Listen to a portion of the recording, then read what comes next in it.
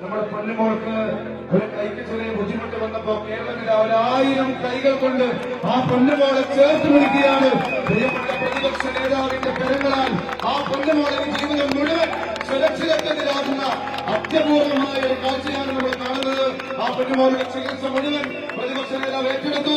പുതിയ കൈവച്ചു കൊടുക്കാൻ, അതോടൊപ്പം തന്നെ ഇനി ആ പൊന്നുമോൾക്ക് ഒരു വീടെടുത്തു കൊടുക്കാൻ ഒരു സ്ഥലം വേണമെന്ന് പറഞ്ഞപ്പോ കേരളത്തിലെ കോൺഗ്രസിന്റെ പഞ്ചായത്ത് സെക്രട്ടറിമാരുടെ സംഘടനയുടെ സഹായത്തോടുകൂടി ഇതാ ആ സ്ഥലവും ബഹുമാന്യനായ പ്രതിപക്ഷ നേതാവിന്റെ അനുഗ്രഹീതമായ കൈകൾ കൊണ്ട് ആ പൊന്നുമോൾക്ക് കൈമാറുകയാണ്. നമ്മുടെ പ്രിയപ്പെട്ട സംഘടനയായ Kerala local self government employees organisation, അവരാണ് ഞാൻ ഇവർക്ക് വാക്കുകൊടുത്തതിന് പിറ്റേ ദിവസം പണവുമായിട്ട് വന്നത്.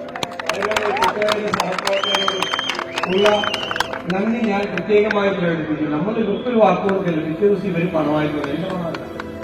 അതുപോലെ എന്റെ നിയോജകമണ്ഡലത്തിൽപ്പെട്ട വളരെ അടുത്ത സ്നേഹിതനാണ്. ഞാൻ ഇവർക്ക് കൈ വെച്ച് കൊടുക്കാമെന്ന് പറഞ്ഞപ്പോൾ ഇതിൽ 6 ലക്ഷം രൂപ ഉണ്ടാവും.